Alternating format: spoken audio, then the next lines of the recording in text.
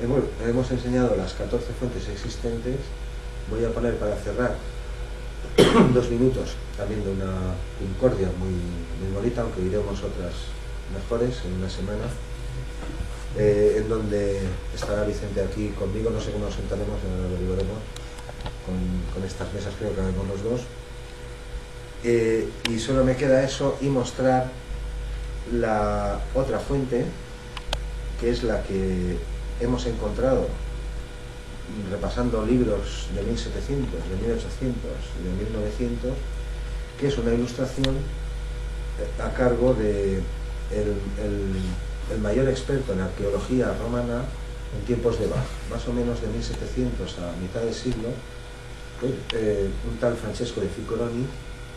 Este será el tema de la próxima conferencia, exclusivamente la historia de esta fuente, desde que él la dibujó, la encontró y lo que sucedió después.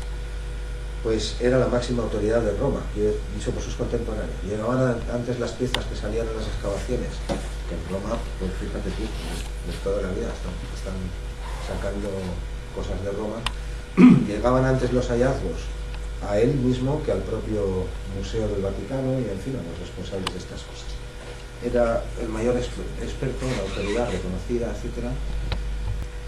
Y en 1702, en la Vía Prenestina, en un complejo romano, de origen romano, de los tiempos de Constantino, por ahí, siglos 3-4 quizá, pues era un complejo de tumbas, especie de panteón, y ahí había varios sarcófagos, y uno de ellos contenía uno de estos ángeles. El problema es que otro monje benedictino, toda esta historia la contaremos en detalle porque es casi una historia de detectives, iba a decir otra cosa casi negra, pero tampoco hay que llegar a tanto. Pues el dibujo fue dibujado no por el benedictino, sino por un íntimo amigo suyo que había sido recién ordenado obispo, y difiere bastante del que pintó Ficcoloni. Este es el que dibujó el obispo de la Torre, amigo de de Bernard de Montfaucon, que era el monje benedictino. Y aquí se ve un ángel, es decir, esto es la tapa, este sepulcro.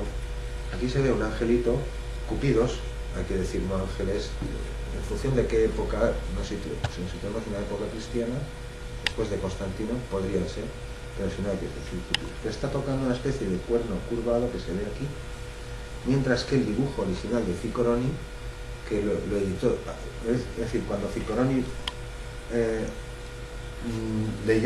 tuvo en sus manos la obra del benedictino, al darse cuenta de este cambio y de otros que detallaremos en esta clase, pues publicó sus propios dibujos hechos in situ cuando se descubrió el sarcófago. Es decir, esta figura de aquí está tocando 3 tubos, un launero.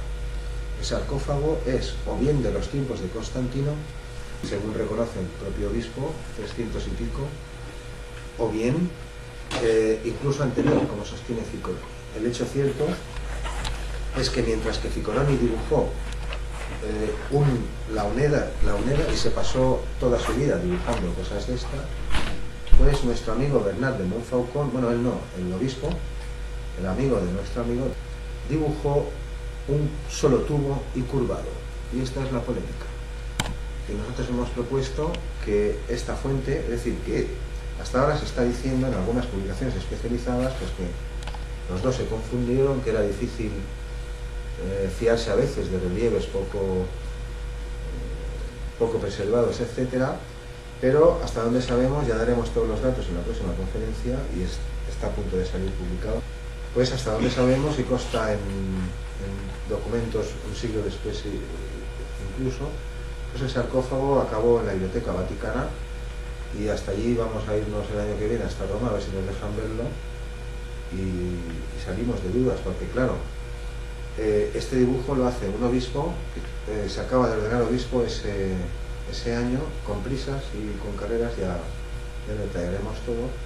Este dibujo lo hace el mayor arqueólogo de Roma durante 50 años, que no es el único que hace, evidentemente con más detalle. Además describe explícitamente al instrumento el número de tubos y todo, mientras que el otro es un compendio de omisiones, de angelitos y cosas, edición tras edición, y hasta hoy se está diciendo lo poco que se dice, que son Esto pues circula entre los círculos de anticuarios, historiadores del arte, habitualmente no músicos, porque esto es lo habitual, que esto no quiere decir nada.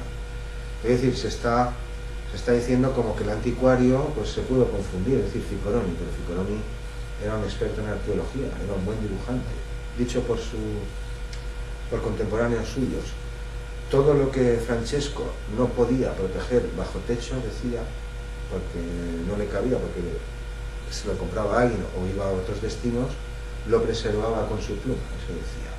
De modo que se está dando por bueno, no, se está inutilizando un dibujo que probaría la existencia de este instrumento en el siglo III después de Cristo, 3-4, los siglos de los que he hablado antes, mientras que el dibujo que realiza un obispo, que no es arqueólogo ni nada, y en fin, ya detallaremos las circunstancias de todo este enredo, es una historia casi policial, no quiero decir con crímenes y sangre y esas cosas, pero aquí lo dejamos. En la próxima clase detallaremos todo este lío, y nosotros hemos propuesto que esta fuente, que la auténtica es la que dibujó Ficcoloni, que este sarcófago pertenece al siglo III y sería la única representación existente entre el siglo VII a.C., la figura etrusca de Itili, y los primeros relieves pictos que hemos mostrado aquí del siglo VII. Bien, pues este será el tema de la próxima conferencia, y para acabar, bueno, esto ya lo añado yo después, vamos a escuchar 2 minutos de la última, un grupo mayor, que el que estábamos escuchando hace un momento. Un placer la audiencia, una audiencia interesada y erudita, que es lo que nos conviene. Es decir, que muchos de estos estudios que se hacen a veces, nosotros respetamos la competencia y el ámbito académico de cada cual, pero claro, muchos de ellos, quienes los llevan a efecto, y con las fuentes grecorromanas pasa lo mismo, no son músicos, de modo que a la hora de interpretar unas cosas u otras, pues se tienen que guiar por el criterio de otros, o bien, esto es un hecho evidente que no debería haber pasado por alto. Bueno, en cualquier caso, el texto de Ficcoloni, Francesco de Ficcoloni, que es el protagonista de nuestra próxima charla, fue escrito explícitamente. El dibujo había sido elaborado in situ, esto lo cuenta él después, en respuesta a la publicación de este personaje. Bien, pues hemos encontrado una fuente ignorada, desacreditada, más que ignorada, desacreditada, y pretendemos restituirle la dignidad que este personaje merece. Pues para acabar, oigamos la última pieza de hoy, y con esto y un 8...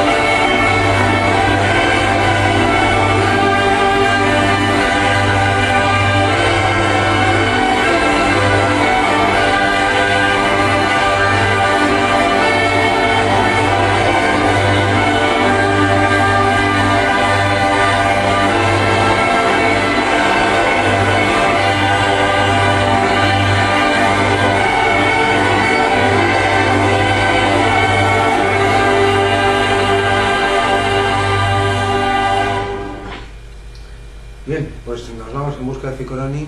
La semana que viene más y mejor.